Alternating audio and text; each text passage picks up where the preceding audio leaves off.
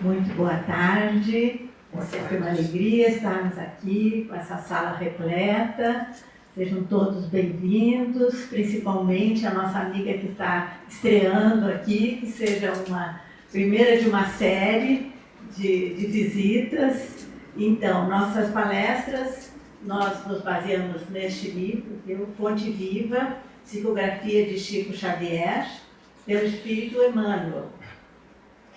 E a lição de hoje, número 77, ela foi tirada do Evangelho segundo Mateus e tem o título de Pai Nosso, porque lá em Mateus está a prece que Jesus nos deixou.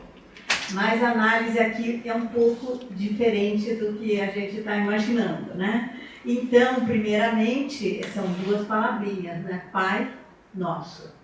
E a lição nos diz que cada palavra dentro dessa prece é uma luz fulgurante, né? E que Jesus, nosso mestre divino, lançou os fundamentos em Deus, não é? Porque ele está se dirigindo ao Pai, né? Então nós vamos relembrar que todas as civilizações sempre se dirigiram a Deus, né? Algumas nomeando os fenômenos da natureza, né? Deus trovão, Deus das águas, né? Outros até se dirigindo a pessoas físicas, né? E nós vamos encontrar com Moisés, que também se dirigiu a Deus, recebeu os 10 mandamentos, né? E ali ele trouxe a ideia de um Deus mais punitivo, mais severo, digamos, porque era necessário para poder conduzir aquele povo, não é, até a Terra Prometida, precisava ter regras e assim, situações mais severas, né? E depois com Jesus, isso aí não é que mudou Deus, mudou assim a maneira de se trazer Deus, não é? Com Jesus já vem a ideia de um Deus Pai misericordioso, bom, né? Mas justo, isso é importante, a cada um segundo suas obras. Nem sempre a gente gosta, não é, dessa solução, porque geralmente a gente se acha injustiçado, né? Mas é uma situação bem justa. A pessoa age e tem as consequências. Aqui no Espiritismo nós não falamos em pecado, nós falamos em ação e reação, ação e consequência, né? Então, é isso aí que essa nova versão, digamos, trazida com Jesus, nos traz, não é? Um Deus que é justo, né? E nós vemos isso, realmente essa não é uma figura, é uma ideia, né, de Deus que sempre foi cultuado. As grandes catedrais foram construídas, não é, em homenagem, em glória a Deus, né? Algumas pessoas acham assim um pouco chocante aquelas igrejas tão luxuosas até, digamos, não é? Mas acontece que aquilo ali serviu quase como museus para preservar a arte, não é? Então já teve uma grande finalidade e serve realmente para as pessoas terem um momento de interiorização, não é? Não importa a religião, né? Quem é que não vai se encantar entrar na igreja de São Pedro em Roma, grandiosíssima, bem,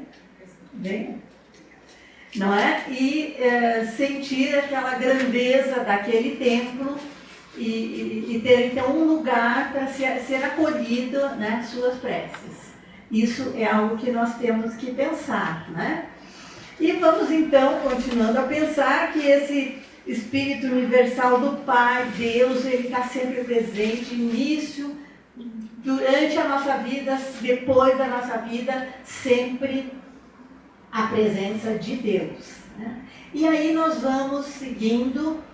E com Kardec, nós temos uma análise Não é? Kardec era um cientista, então vamos pensar que ele então, vai analisar a primeira pergunta. Quem ainda não teve oportunidade de ler o Livro dos Espíritos, ele é todo de perguntas e respostas, né? Perguntas feitas por Kardec, respondidas pela espiritualidade.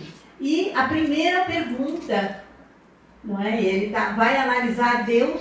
Muitas pessoas poderiam pensar que ele ia perguntar quem é Deus, mas ele não pergunta assim, porque ele está querendo desmistificar a ideia de um Deus corporizado num ser humano grandioso, mas não. Ele quer nos trazer uma ideia do que é Deus.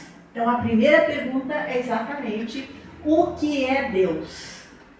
A inteligência suprema, não é? A causa primária de todas as coisas. Então, é bem diferente, né? A nossa trajetória aí através de Kardec. Por isso, nós então vamos refletindo o que é Deus, as suas qualidades, as suas potencialidades, não é? Essa inteligência suprema, absoluta, que nos traz também leis perfeitas, como nós falamos, né? Lei de causa e efeito é uma das leis mais perfeitas que temos, né? Tudo terá a sua consequência. É bom a gente pensar sobre o aspecto de livre-arbítrio, não sobre o aspecto de achar que a consequência é uma punição. Nós tivemos o livre-arbítrio de agir, não é? Agora, aí a consequência será inevitável, né? Mas também vamos pensar sobre aspecto positivo. Se agimos positivamente no bem, a consequência será positiva, né? A gente sempre tem que ver um aspecto positivo, né? E aí nós temos que essa presença de Deus, dessa entidade, ela desde o Velho Testamento nós encontramos, por exemplo, nos Salmos, né, que são tão lindos, aquelas orações do rei Davi, né? Então nós temos, eu fui buscar uns salmos aí menos conhecidos, né? Mas assim bem interessantes também, né? Então nós temos, mas agora que sumiu, então o mais importante que todos conhecemos mais, que é o Salmo 46, né? Deus, refúgio e fortaleza, né? Coisa linda para a gente, né, acordar e pensar que nós temos um refúgio e uma fortaleza para o nosso dia, né? Dando bom dia a Deus e através dessas palavras, né? Nós temos também em Paulo, nas suas maravilhosas cartas, na carta aos Efésios, ele nos diz que Deus é poderoso para fazer mais do que tudo o que nós pedimos. Olha que maravilha, né? Quer dizer, a gente que está assim, até com certo medo de Deus, mas se nós nos dirigirmos de uma forma bem positiva, então Ele pode fazer mais do que nós queremos. E isso é importante, gente, nós pensarmos. Alguém pode dizer assim, mas eu já pedi tanto, não consigo. Talvez não estejamos pedindo da forma certa, né? Ou talvez estejamos pedindo, mas não estamos agindo, né? Isso tudo tem que ser encaixadinho, né, bem? Esse Deus, nosso Pai, Ele não nos condena eternamente. Ele é só amor, né? E Ele nos corrige. É que nós falamos, essa correção, às vezes, ela vem em situações que a gente, às vezes, não entende, não gosta muito, mas se a gente der um tempo, a gente vai entender, né? E é interessante também, gente, eu achei bonito de pensar nisso, que alguns de nós talvez não tenhamos nem conhecido nosso Pai terrestre, né? Ou não tenhamos mais contato, ele já esteja noutra dimensão, mas o nosso Pai maior está sempre presente, né? Para nos amparar, nos consolar, né? E aí, gente, passamos para a segunda parte, porque o título é Pai Nosso. E aí a lição analisa esse nosso, que vai significar o quê? Ser Pai Nosso, somos todos irmãos. É já um conceito de comunidade, de irmandade não é? Que de amor ao próximo, e pode ser que também não entendamos bem, não é? Às vezes, os nossos próprios irmãos dentro da nossa casa. Mas tudo está certo, não é? Às vezes são situações que nós viemos numa encarnação como irmãos para ver um acerto, né? Um reajuste. E muitas vezes nós nos entendemos melhor com algum amigo do que algum irmão. Mas está tudo certo, né? Mas é interessante que a lição, ela nos fala dessa união, né? E ela nos fala, é muito bonito isso, está tudo aqui, gente. Os soluços de um hemisfério repercutem no outro. Hoje, então, que estamos tão interligados aí, não é? Então, nós vemos, não é, situações difíceis de irmãos nossos em outros lugares, e repercute no nosso coração. Nós podemos, né, fazer uma prece, procurar entender. Aí ele diz também, a dor do nosso vizinho é uma advertência para nós. Eu pensei assim, advertência em que sentido? Sentido que às vezes a gente entra no elevador e o vizinho não cumprimenta, não é? Em vez da gente achar que ele é mal educado, será que ele não está com um filho doente, alguma dificuldade maior? Né? Então, e outra coisa, e essa dor do vizinho, pode ser que a gente pense que essa dor que ele está passando, pode ser que eu vá passar. Ou pode ser que eu já tenha passado em outras vidas, né? Então é para a gente ter, né? Esse nosso aqui é compreensão, muita compreensão na vida, né? Porque nós somos membros imperfeitos de uma sociedade imperfeita, mas em evolução. Nada é negativo, né? Tem perfeito, tem coisas erradas, mas estamos aqui para melhorar, né? Então, nós podemos pensar também, né? Em termos de pai, né? Aquela força que nos levanta quando a maioria das pessoas nem tinha visto que nós tínhamos caído. Então, esse é o pai, né? Que está aí pairando, né?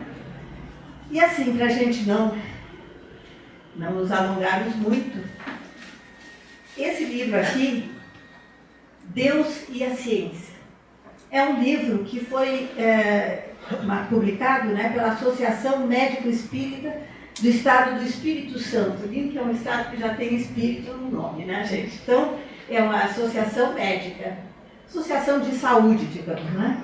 Isso aqui é de 2002, mas dá para os nossos dias, né? Porque aqui nessa primeira parte, em que ele fala Deus e a ciência, então ele vai para Einstein, que nos diz que fora do universo existe um poder criador, pensante e atuante, e que independe dele. Então, a gente sabe que o Einstein também acreditava, né?